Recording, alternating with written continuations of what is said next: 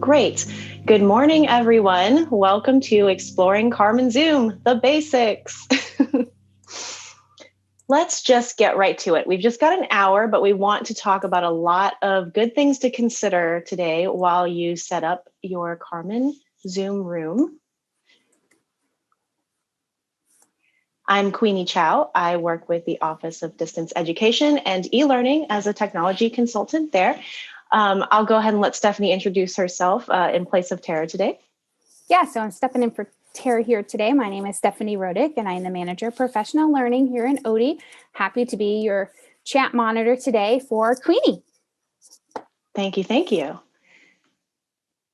So since I can't see all of your faces and we're not in person yet, I would just love for you to find the chat window and give me a word or two about how you're feeling today. It just helps us all get a little bit grounded and see where everyone's at.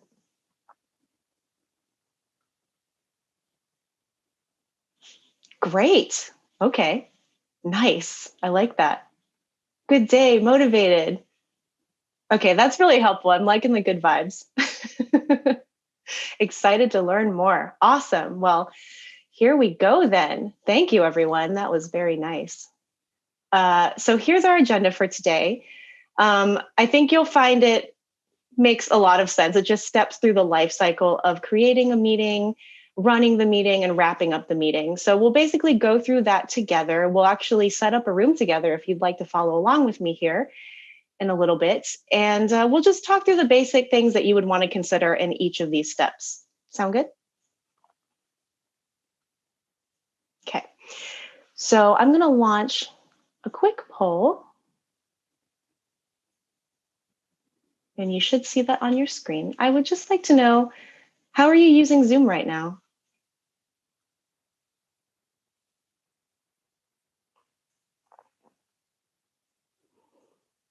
All right. I'll give the remaining folks a few more seconds to vote in that poll. And let me talk through these three things. We've got, I'm going to go ahead and end this and share out the results. All right. Don't worry if you didn't get a chance to vote. But this is what we're looking like so far. We've got a person on their tablet, 3 people joining on the Zoom app, and several people joining from the browser. Okay, great. So the reason why I want to bring this up is it's a good thing to bring our attention to, because as your students join for your classes or other folks join for your meetings, they might be using different devices too. And it does look a little bit differently depending on what device you're on. Not terribly different, but a little bit different. So let me go ahead and, oh, sorry about that. Here, you should be able to see the results now. So there's 3 different ways that you can join: computer, phone, or tablet. And on the computer, you can either be joining from the app or the browser.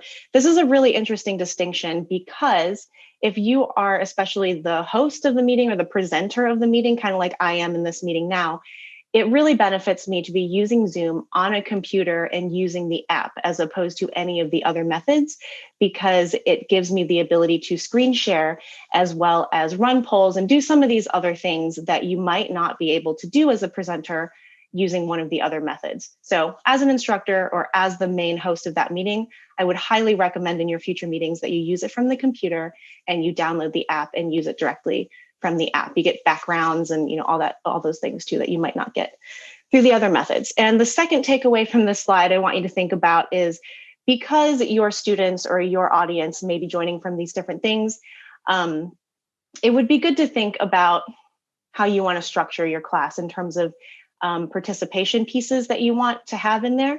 So for folks on the computer, it's pretty easy for you to bring up the chat window and have that open while you see my slides, while you see my webcam. For folks who are on a phone, for instance, you kind of have to swipe around and you either see the chat or you see the slides or the presenter.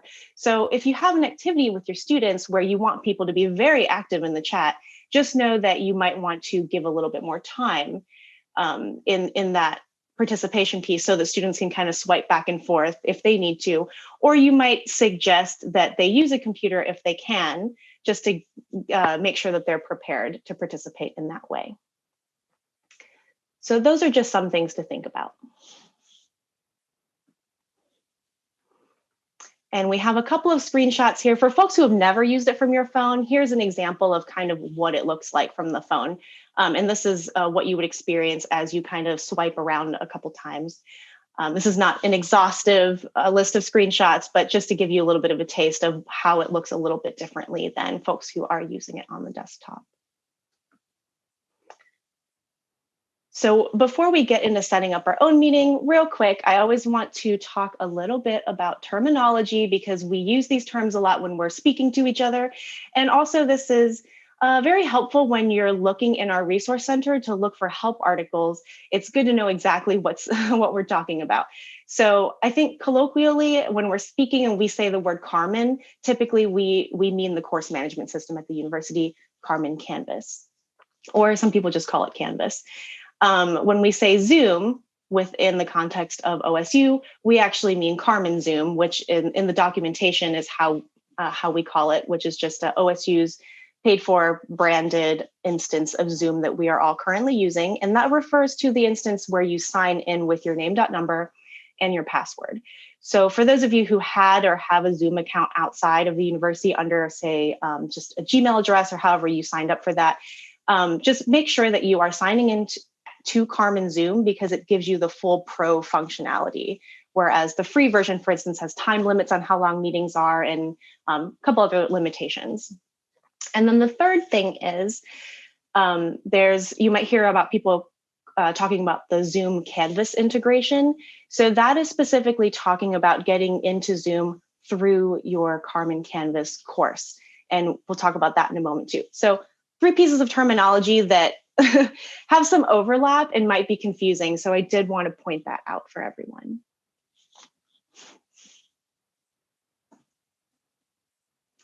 So next up, I'm actually going to walk through setting up a room. So if you're on your computer and you would like to or are able to follow along, please feel free to do that. I'll give you a few moments to kind of rearrange your screen to fit everything and make things look the way that you need. So as we're going through setting up a room, here are the 3 main things that I think will be very useful for you to keep in mind is logging in. So where and how we're logging in, we talked about the Zoom integration versus just going into CarmenZoom. So I'll show that. The second thing is meeting settings. So when we set up a room, there's a whole list of settings that we can walk through. And depending on the type of meeting you're having, it's good to know what those do. Oh, and the third point is, of course, security. So some of those are just bringing our attention to the different security settings that are available to make sure that everybody who is in your room are the people that should be in your room. So before we actually get right into it, I want you to think about the type of meeting that you're having. So of this list, if you could bring up the chat real quick, and I'm just kind of curious, tell me what 1 or 2 of these meeting classifications is most relevant for your work. I'll give you a few moments to think about that and type that into the chat box.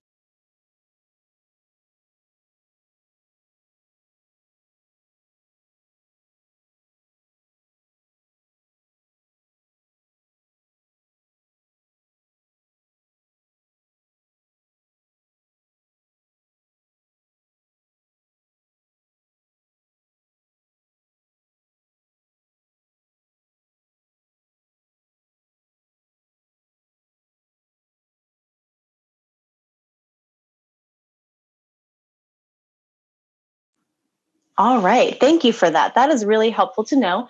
And that was kind of my guess. So we will be walking through how to set up a regular class meeting as well as an office hour first and foremost, because I know we mostly have instructors here who use that the most often. And then as we're setting up the meeting, I'll talk about certain settings that make sense for special events or impromptu meetings.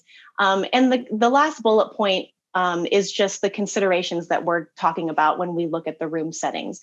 So depending on what kind of, like the first 4 meeting categorizations up there, depending on which one of those you're trying to do, that's when you modify each of those considerations after it. Different things make sense depending on what you're trying to accomplish. So with that, here are the two ways that we'll talk about getting to CarmenZoom. So the first way is to visit zoom.osu.edu. And the second way is to log in straight from your Carmen course. So I'm going to go ahead and shrink my slides for a second so I can get back to my browser tabs. Whoops.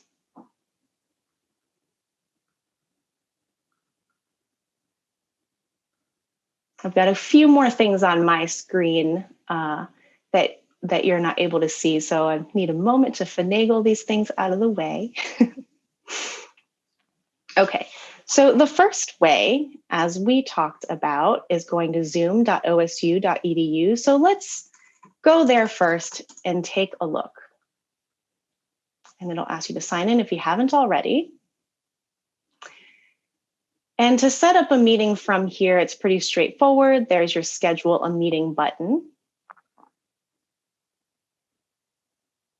And this takes you to your meeting settings. So since the things that people are most interested in have been office meetings and lectures, I'm going to go ahead and skip to the second method, which is going into it straight from my Carmen course. So you'll notice that in my windows here, I'll always keep this tab, the Zoom, zoom.osu.edu portal, because we'll look at that again here later on in the session. And on this third tab here, I'm going to have the Carmen window, my Carmen Canvas window. So just to let you know how things are organized here, if I switch back and forth a little bit, pay attention to these tabs here. The first one's going to be my slideshow. The second one is CarmenZoom. And the third one, again, is Canvas. Okay, so let's go ahead and get started. If you have your course up and you don't see Zoom listed, it's because you need to add that to your navigation first. So real quickly, that would be under settings here, navigation. And you see Zoom up here for me. For you, it'll be down here somewhere. So just take that and drag it up to the top and you should see it there. And if you don't worry about it. You can come back to that in just a moment. So I'll just pause for just a second and let folks who need to add that to their navigation go ahead and do that.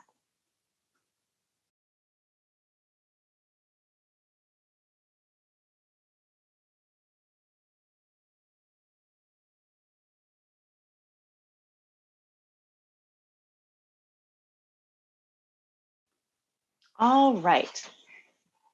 So let's get to it. So for you, you probably see a blank screen here, just like I do under Zoom. And the first thing we'll do is I'm going to schedule an office hour meeting because that one I think is the most straightforward. So you can follow along with me for this one, or if you want, go ahead and just watch this one and then you can follow along for the second one. Maybe that's a little bit easier. So I'll just say office hour. And for this one, I would say for the most part, you're probably scheduling these with folks instead of having a repeating office hour. If you're having a repeating one, you'll schedule it just like you might a lecture, which we'll do in a moment. So in any case, we'll pretend this is an office hour and it's kind of by request. So people will request a certain time. So for us, when doesn't really matter. We come down to recurring meeting. And there's a really nice option here, no fixed time. I'm going to pause here for a second so you can see where that is. So you have to click recurring meeting and then no fixed time. And do you see how that got rid of all of the stuff above that prompted me for the date and the time and all that stuff? That's really nice, but it's kind of hidden. So that's kind of no fixed time. I like using that one a lot because it's just a standing meeting room there for you and you don't have to put any of that other information in. We don't need registration for it. That's something that gets folks email and other information if you need it to, but this is already going to be set up with single sign-on, so we don't need that. The passcode is by default, that's fine. For a waiting room, that will be up to you. I would say it's nice to have a waiting room. That's what you experienced earlier today when you came to this session, because Stephanie and I were in here setting things up and chatting before the session, and then the attendees, you all got to log in and just kind of get settled without having to be in the room and be ready and all that stuff. And we could kind of organize our screens and do what we needed to do without folks kind of watching what was going on. So for you, you might have students in the waiting room and you can let them in one by one as you're ready to speak with them, or you can let them all at the same time. That will be up to you. but I like having that on for situations where it's an office hour or a consultation type room. And require authentication to join, I would turn that on because that will ensure that folks in your room have to be signed in through OSU. For me, I had to put this extra setting on here for one of the last meetings that I did, so I might remove that in the future, but you won't see that extra bit there. Let's see. So I would leave these things off. Enable join before host. That just makes it so that somebody can join the meeting before you're officially in the room. I don't really mind if this is on. It just lets people sign on and get situated. But the only difference is that if you have this on, people can join. And if you have the waiting room, especially too, it'll just give them that message that, hey, the host will start the meeting in a moment.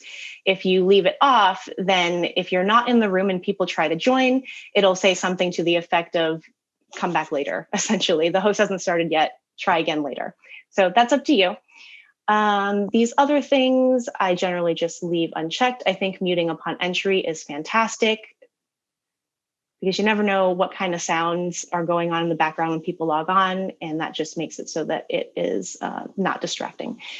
This is an option that you might not see in your setting. I have something set up where I can schedule meetings for other people.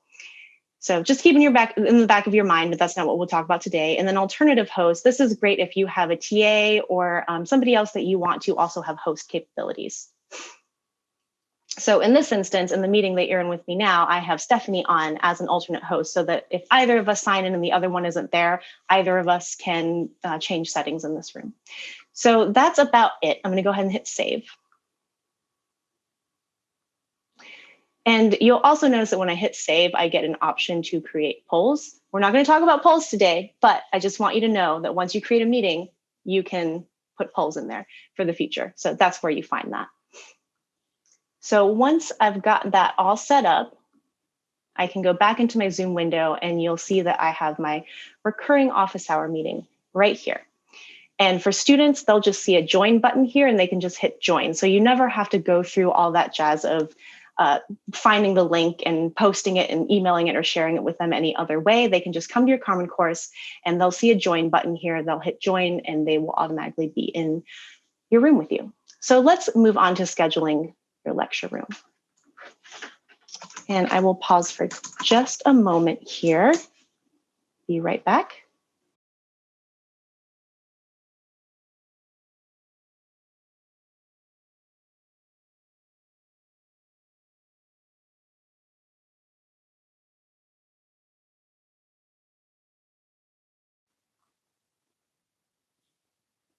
All right, thanks for that.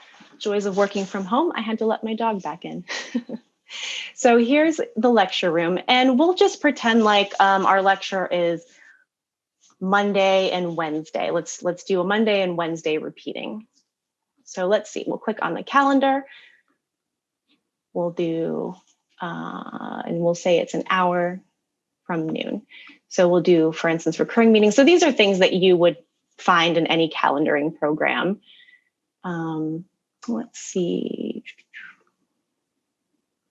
So we would do weekly, we do Monday, we do Wednesday. And then you can say how many occurrences you want to end. For simplicity, I'm just going to say maybe 4 so that our list doesn't look so huge when we're done. All right, so you won't need registration. The passcode is default. I would do a waiting room. I still like the idea of a waiting room since you have multiple people who will be logged on and you in the classroom probably trying to get things ready. You can let everybody in all at once. I think that feels nice. I'll hit require authentication. That makes it so that they have to sign in with their Ohio State username and password to be able to join. Those options are all fine. Enable join before host is fine. I'm okay with that. Mute people upon entry, also fine. Again, here's your advanced options. Add your TAs or anybody else you want to be able to have host settings and hit save. And I saw somebody in the poll asked, in the chat ask for the polls located. After I hit save, you can see the option down here to add a poll. So now when I go back to Zoom, in Carmen, you'll see my office hour listed here and all of the lecture dates listed here as well. So real quick, I think we have time, so I will show you. Let me get into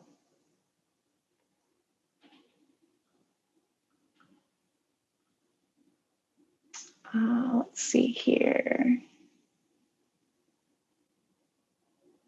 Usually have a student view button here that I'm looking for. Ah, there it is. So here's what a student would see. If you've never used student view, that's just in settings. You kind of scroll to the bottom like I did there. So this is exactly how my student would see my course. If they hit the Zoom button in the navigation, then they just come here and they can see the join buttons for each of these. So again, I don't have to send them a link. It's just nice and clean that way. They can access things, access the room just like that without too much confusion. All right, so let me refresh over here. This is in my CarmenZoom window now, outside of my course. You'll notice that everything I created within my Carmen course automatically populates in my meetings list in my CarmenZoom window. And from here, you can also, for instance, click on that meeting entry and edit and further change things. You can also add your poll here. But again, we're not going to talk about polls today. That's in another workshop.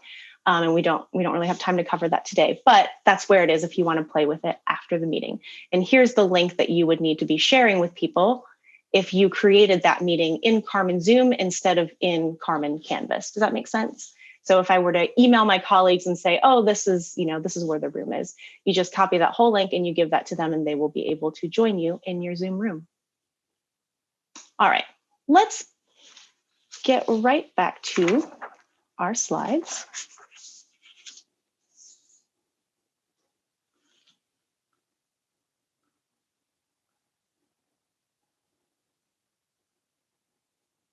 So here were some of the security elements that we talked about, just to bring your attention to that. So there was single sign-on that you can turn on as long as everybody in your room is OSU name.number password, has those elements that they can log in with. The passcode is just there by default, but that's included in that big long link you send people. So you don't ever necessarily need to share the passcode with people unless you're expecting that somebody needs to join by phone. If you want to give people the phone invitation link, then you need to give them the passcode. Third, you can use registration instead of single sign-on if you know there will be people in your meeting who may not be OSU folks. So for instance, if it's not a class, if it's, let's say you're collaborating with people from various universities, you might want to turn single sign-on off, but turn registration on so you can still get a nice attendance list with everybody's email. And then you saw kind of a quick thing there. I had another domain listed there under single sign-on. So for that one, I did single sign-on. And in the CarmenZoom global settings, I made a domain exception because there was one meeting, I think last week, that we knew that we had somebody from an external entity joining, but it was just that one person. And we just needed one domain exception so I could put that in. So those are all things that you can do. So pausing for just a moment, what questions do you have about setting up meetings so far that weren't already addressed? And I'll give you just a moment to type those into the chat.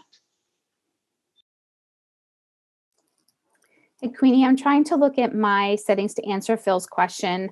I think the answer is yes, but he was asking if this is back about like who can join, participants joining at any point or join before the host. He was just asking if his options say allow participants to join anytime. Is that what it says instead of to join before the host? That makes sense. Yeah. I think that's correct. I'm playing around with my own settings here to help answer some questions. Yeah, I have to imagine that means the same thing. I see a new question here from and Rachel. Phil, it is. I finally found it, Phil. Yes, that is exactly what happens. Breakout rooms, yes. You can set up breakout rooms prior to the meeting as you're setting up the meeting. And that will be in the next Carmen, in the next Carmen workshop in this series. Stephanie actually will talk a lot about that. And she, I'm sure, has access to help our documentation articles from our resource center if you want to get a little jump start on that. Okay, I'm going to go ahead and move along. We don't have a ton of time together, and I want to make sure we get through all of our great content about basics. So after you've set up the meeting or lecture or whatever that case may be, once you set up your Zoom meeting, let's say I have a meeting next week, right? These are the things that I would want to make sure that people have to be able to come to my meeting.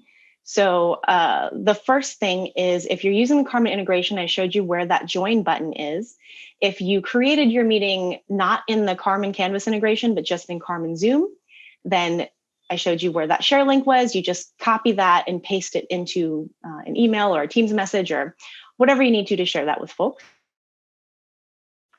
I just wanted to mention also that alternatively, you can share the meeting ID and passcode with somebody instead of the meeting link if you want. I think the link is cleaner. It's just one link. That's pretty easy. And then I just wanted to add one more bullet point at the end of the slide, which is, what other instructions or expectations do you think would be helpful for people to have coming to your meeting? So if it's a class, for instance, will there be breakout rooms? That would be a really good thing for students to know. Do you have some sort of expectation that that there will be discussion or webcam usage? It's just good for folks to know that so that they can come prepared. So think about that on your own and think about, are there any materials they might need? I don't know. So that answer will be different for everybody, but I just wanted to put that there for you to think about, that in addition to just that join link, is there anything else that you feel like your participants should know before they come? And then this is just for you to think about on your own. If you want to type that into the chat for other folks to see, just to share information with each other, that's fine. So what other instructions or expectations have you found helpful to share with attendees? So some of you might have, this is probably not the first time you've been on Zoom. So if that is true and you've been inviting people to meetings for a long time and you're just here to pick up a few extra tips, what's worked for you? Feel free to share in the chat with folks.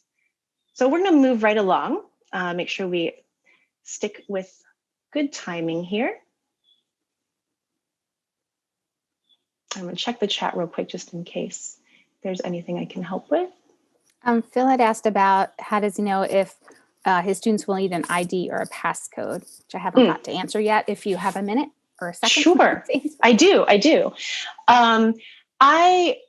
I feel like if you just share that link with people, either the join link on Carmen or just that big long hyperlink from CarmenZoom, if you share that with folks, they don't need any of that other information. But if you want to also share the meeting ID and passcode, what's useful there is for folks who use the CarmenZoom app on their computer, the prompt that comes up for people is meeting ID and passcode instead of the link. But if you paste the link into where it says meeting ID, it will also take you to that meeting. So it's kind of weird like that. So if you want to provide the link and the meeting ID and the passcode, that can't hurt. Maybe it will help people feel more confident that they have all the information that they need. But I would say that the smallest piece of information, single piece of information they need is just that big long hyperlink. Good question. And yeah, I love that suggestion of, yeah, don't be shy to tell me what you need, because sometimes it is hard. Like I'm just using one laptop with one screen. I don't have any kind of beefy, multi-monitor setup here. So I've got a lot of things stacked, and sometimes I don't know if my screen share is not working. So it's really nice to let your students know, don't be shy. Just tell me if you're not seeing something. If I refer to something and you don't see it, let me know. I've heard a lot of people, they might like assign one of the students, maybe a different student each session, who helps with the chat monitor or helps with the chat window, so that just in case you aren't looking at that while you're presenting, there's at least one person who has the capability to unmute themselves or just kind of be like, hey, we might need some help here, or hey, we can't see a certain thing on the screen that I feel like you think we're seeing. So in any case, thank you for that. Great suggestions. All right, so next up, we will talk about recording settings. So here are some things that you might want to think about. I think recording is a great option because if there are students who couldn't make it to class, or there are just students who are experiencing issues with Wi-Fi, you having a recording to share with them afterwards honestly makes it easy for them and makes it easier for you. There are two ways that you can record, and basically you can choose to either record to cloud or you can record it onto your hard drive. We generally, for most cases, recommend that folks record to cloud because Zoom automatically captions that, and you might need to go in and fix a couple of spots. It doesn't get the captioning perfect all the time, but it does a pretty great job as a first pass. So that's already there to help you with accessibility concerns. And it's really nice for it to already be there for you to be able to share right away. If you download it to your computer, then you have extra steps where you need to then upload or host it elsewhere, which takes time. And then you have to share that link with people. Again, it's just more steps. So it's not that you can't, and it's not that recording to cloud is the absolute right answer for everybody. But for most people, I think it's a really good place to start. So also, if you record to cloud, you can download that for yourself afterwards. Anyway, so that's the best option to kind of get the best of both worlds, in my opinion.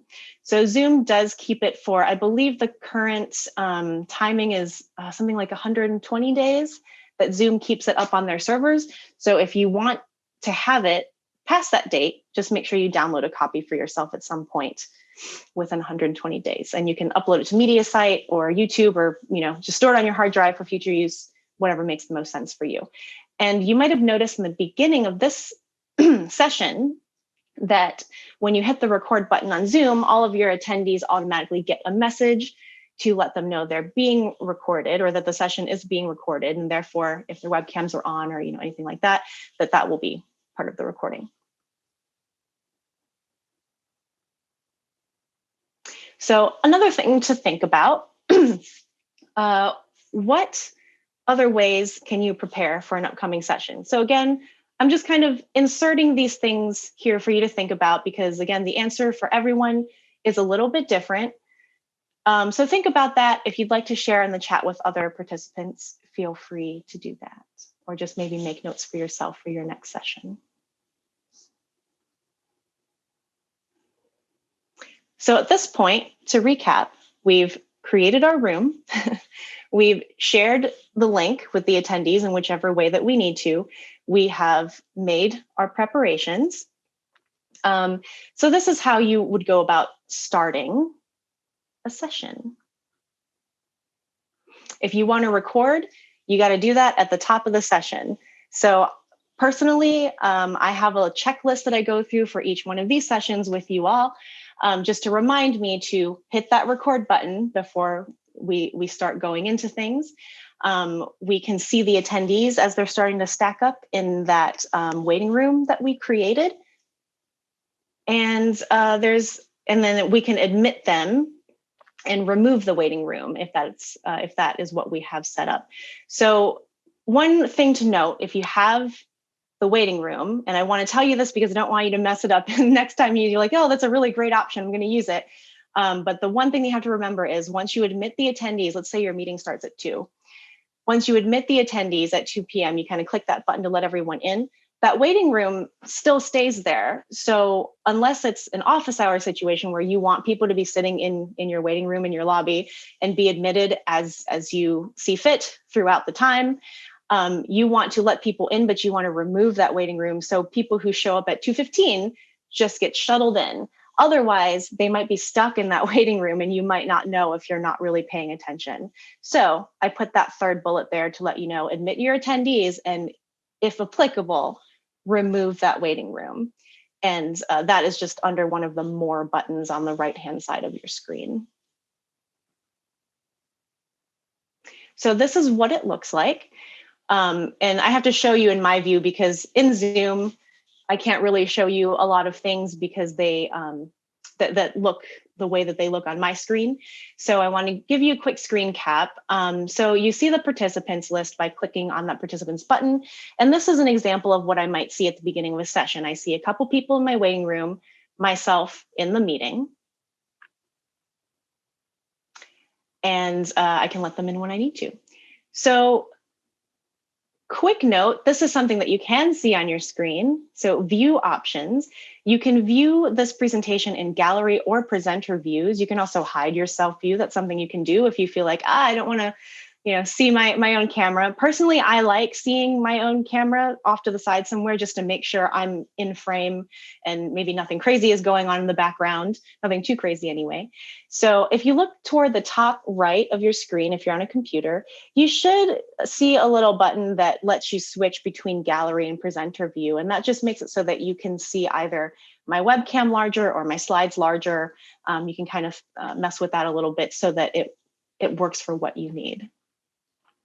You can also adjust the number of attendees that you see on your screen. So if you have, you're having a class together, or you're teaching a workshop or something like that, the default, I believe, is somewhere around 25 people that you can see on your screen all at once. But if you go into the Zoom settings, I believe you have to have the Zoom app on your computer to do this. If you go into the settings in there, you can switch it so that you can actually see as many as 49 participants at a time without scrolling to different pages. So third, you can actually move the, when you have a grid view of all of your attendees, you can move them into whatever order you want. And then you can actually make it so that everyone else sees that grid in the same order as you see them. So you might have seen in the media at some point, maybe people do these exercises where it looks like everybody's handing a pencil over to the next person. If you don't have the same video order set up for everyone, you can't really do that because all of us see all of the little webcam squares in a different order. But if you want everyone to see it in the same order, that might work really well for attendance, or if you're doing some sort of discussion where it makes sense, or let's say everyone's introducing themselves, it's more natural for me to see who's ahead of me. But if everyone sees the video screens in a different order, then you kind of have to call on people to make it not awkward so people aren't all chiming in at the same time. So lastly, you can allow attendees to change their names or add pronouns as they see fit. So a couple things to think about there that you can, options that you have available for you, essentially.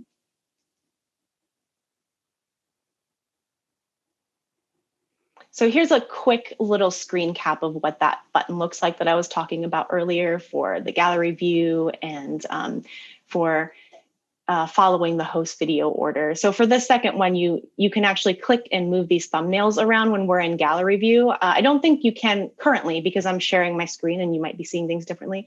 But if I weren't sharing my screen and all of our webcams were up, you can click and move things around as the host especially, and then you can basically make that the template for everyone else's screen.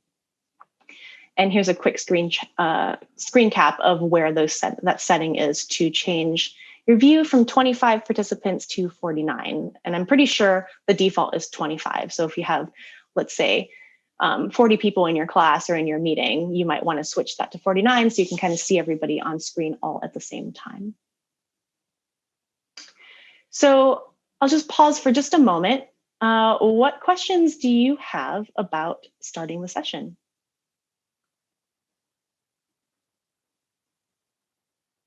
And I'll give you a few moments to type that in the chat if you have anything. If not, don't worry about it. We will stay about 10 minutes or so past the session time to answer any questions that people have afterwards. So far, I think you and I have answered all that's come in. So if you have more, just let us know in the chat. Fantastic. Oh, I've got one that just came up. Okay, if I want to record multiple pieces of one big session and use auto captions, how would I do this? I would say for multiple pieces, you could hit the record button and basically stop or pause the record at those different segment points. I feel like if you don't want to deal with post editing, that's probably the easiest way for you to do it. Otherwise, you can record the whole session and then you would have to download that video and put it into some sort of basic editor to then chop it up. So if you're able to, if you can remember and you're able to manage that, I think the easiest kind of one-step way of doing that would just be to hit the record button, do that segment, pause, stop recording, and then just kind of repeat that step. So within I think Zoom, Phil's issue is that when you do that within one Zoom session, it only records the first one. It doesn't record all the rest. So I think your second option of maybe just recording the whole thing and cutting it up into pieces, maybe, and you can always lock people out of your Zoom room for privacy purposes. So you don't let like the next person in until you're ready, or just have a new Zoom session in each. That's a lot. So I know what you teach and what you work on. So I don't know that would be an option, but that's just something to consider. And Phil had mentioned that earlier on, Queenie, when you were talking that's a challenge when you do recording all in one session. If you keep doing it, it only records once, the first part. I see. Oh, my mistake on that. I guess I assumed it would put it into chunks every time I hit pause. So I'm assuming if you were to exit that meeting room and come back in, that would chunk it, right? That's my assumption too. Yeah. Okay, great. So it sounds like what Stephanie said, either having separate rooms or kind of exiting, coming back in might also work.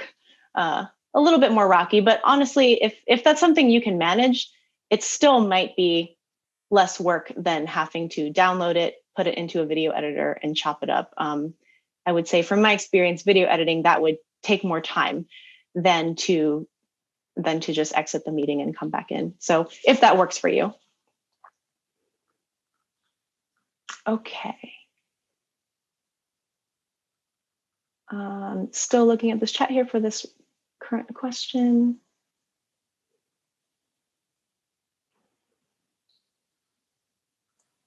Yeah, so the captions will be on there as long as you record to cloud. Looks like we got another one that came in. When I share my screen at the start of the meeting, sometimes the chat disappears. No matter if I look at the speaker view gallery. Okay, yes. So for me, I hit the screen share, and then there's a bar at the bottom of my screen that has different controls like the mic and the video and all that stuff. You have to click on those three buttons that say more, and then from there you get a drop up or a flyout menu, and from there you hit chat. So that's how I'm seeing the chat right now while I'm also sharing my screen. But yeah, it's kind of hidden in there. All right, so we're going to move right along, and then we'll pause again in a few more slides for additional questions. Thanks, everyone. Okay, so you've done all those things. You've prepared everything, and for running the session, so some things to consider here. We're not going to go into detail about all of these things, but I did want to mention them to you just so you know what's available there. So one moment, let me get my notes in order here. Okay, so during running the session, you may be sharing content through screen sharing or the whiteboard. So right now I'm screen sharing, for instance, and there are ways that you can engage participants. So far we've been talking with each other through chat, even though I have you all muted to kind of keep things moving along, but it's been really nice for me to be able to pause and come and look at the chat to see what folks' questions and concerns are. And it's really nice to have somebody like Stephanie helping me monitor the chat so she can also answer a couple of quick things while I continue moving. So that's really nice. So some of the things that will be talked about in the next couple of Zoom sessions in the series are reactions, chat, polls, and breakout rooms. So be sure to join us for subsequent sessions. But today is just the basics. So we will move right along to, at this point, you've created your meeting, you've shared the link, you've run your session, and you've thought about interaction and all those things throughout your session, and your meeting is over. Now what? So sharing and tracking are the next things that we will look at. So, okay, you've recorded it. Where is it? How do you share it with people, right? So we'll talk about how to access that in just a moment. I talked earlier about correcting the transcript, so you can do that within Zoom as well. We talked about that share link. And think about your storage needs. So we talked about like Zoom keeps it for, I believe, 120 days, something in that ballpark. But if you need it for longer than that, you want to download that, right? And save it onto your hard drive or upload it to MediaSite. So think about where you want to put those things, or think about whether maybe you need to buy a hard drive if you plan to have several videos over the course of time. And then we'll talk about where to find the attendance, as well as how to download any poll response, or downloading poll responses is something that you might need to do. And that's pretty much in the same spot. So I can show you where all those things are. All right. So let me switch here real quick to, this is my CarmenZoom window again. So this is outside of my Carmen course. So accessing recordings, you'll see that there is a recordings button here, and anything that you have recorded will show up here. So those are all my recordings listed. If you are in Zoom, or I'm sorry, if you are in Carmen, I'm still in the student view here. So as a student, if the instructor recorded something, this is from a previous meeting, if I click on cloud recordings, I will see any recording or any recorded lectures or any other meetings that were recorded that I had set up in Carmen here. So again, that's another great reason why you might use the integration, because then after your recording is finished, it will just automatically show up here for students to be able to access. Whereas if you did that outside in Carmen, or I'm sorry, in CarmenZoom, the terminology is crazy. You can access it from here. So for instance, this is a workshop that we did, I believe last week or the week before. If I click on this, I can see where I can copy the link to share with other folks. I can see the download button here. And if I click on the video itself, I can see all of the transcript here on the right-hand side. And you can see if I click on this right here, I can go in and I can edit the text in case there's anything that needs changed. So if somebody kind of mumbled a little bit or talked kind of quickly, or there's some other sort of thing that the auto transcription didn't pick up on, I can come in here and I can edit that so that it is correct and people see the right words. I can also do trimming. So there's some scissors here I can click. I can't cut it, right? So to Phil's question earlier, I can't cut it, but I can trim it. So if there were, a minute or so in the beginning where nothing's really happening and people are just getting set up, I can kind of bump that beginning to start a little bit later. And at the end, if there's, some Q&A that I don't really need included, I can bump the end to end a little bit earlier. So you can trim. And then once you do the edits here, if you share that link out with folks, it will take those edits into account. Okay. Next up, let me make sure I got to everything on this slide here. Talked about storage. So attendance and polls. I'll show you where to get to that as well. So within your CarmenZoom window, it would be under reports and usage. So this is just letting me filter by date. So let me back it up a week and hit search.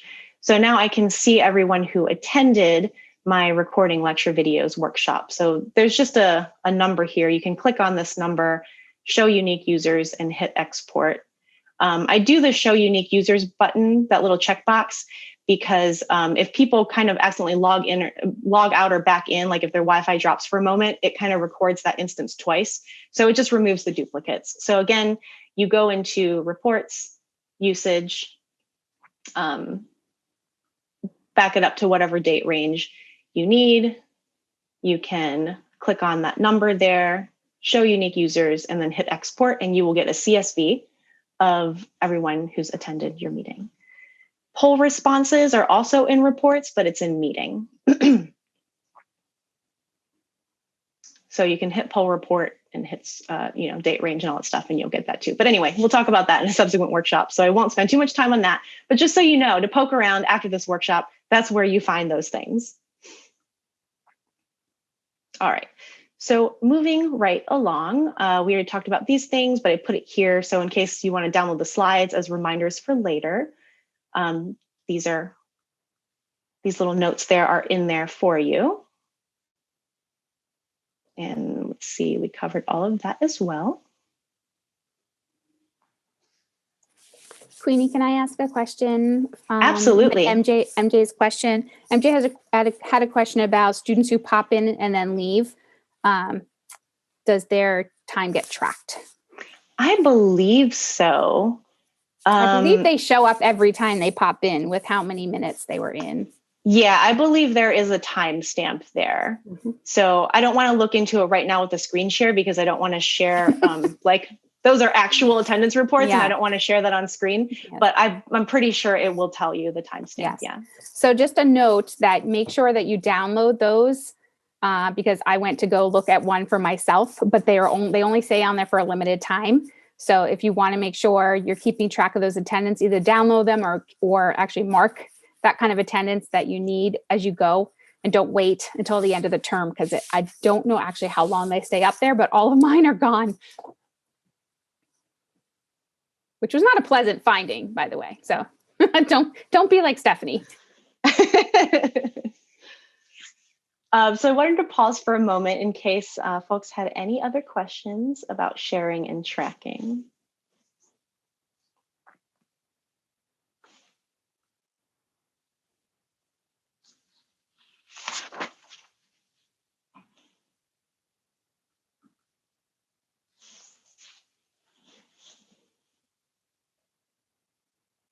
And I saw here, yeah, I'm not sure. I feel like I have attendance from a while back. So last I checked, it's more than a month, but I cannot answer off the top of my head how long that's kept. Yeah, one of the challenges that Queenie and I constantly have about Zoom is that they update and change, and OSU's contract changes, and so it's a little. Do not assume that anything we said a year ago still holds. So it's a little bit challenging for Queenie and I to keep track. I'll do some digging though, and I'll put it in the chat. Yeah, thanks for that. And so this is where these resources come in really handy. So you might find, a week or a month from now, maybe we answered a very specific question of yours and you found that is not the truth. First of all, I'm sorry. Second of all, yeah, things update a lot. So hopefully this information, since we're just covering most of the basics and kind of just ways that we operate and prepare for a session, that is going to be relatively evergreen. But some of these really specific questions, they might be improving these features as we go along, which is a good thing. So if you need a consultation to think more about your specific instance, you can request that through that first link here to get a consultation with OD with somebody such as myself or with Stephanie to talk about your very specific use case. If you just have a very basic kind of technical question on CarmenZoom or on Carmen Canvas, you can actually just email Carmen at osu.edu and a member of our support team will get back to you super quickly. They're very good about that. And there's also another place, clicked on, there we go. There's also another place that you can get help from the Drake Institute if you have kind of larger questions about course development and course planning. That's a really great place to go to think about the big picture. So you can email Drake Institute at osu.edu. And then lastly, we have a couple of links there for you. The teaching resources link is to our resource center, and that has all of the documentation on how you might do things. So for those of you who are wondering more about breakouts or about polls or just about setting up a meeting, if you want to recap on that stuff, go to that teaching resources website, that second to last link there. And if you just type in CarmenZoom as a search term, you see all kinds of really great articles that will help walk you through things. And then lastly, keepteaching.osu.edu, get help. That's where you can sign up for additional workshops, such as the two that I mentioned that are coming up that will go way more in depth about polls and reactions and breakout rooms. Those are going to be really great for you. And that's it for the formal part of our presentation.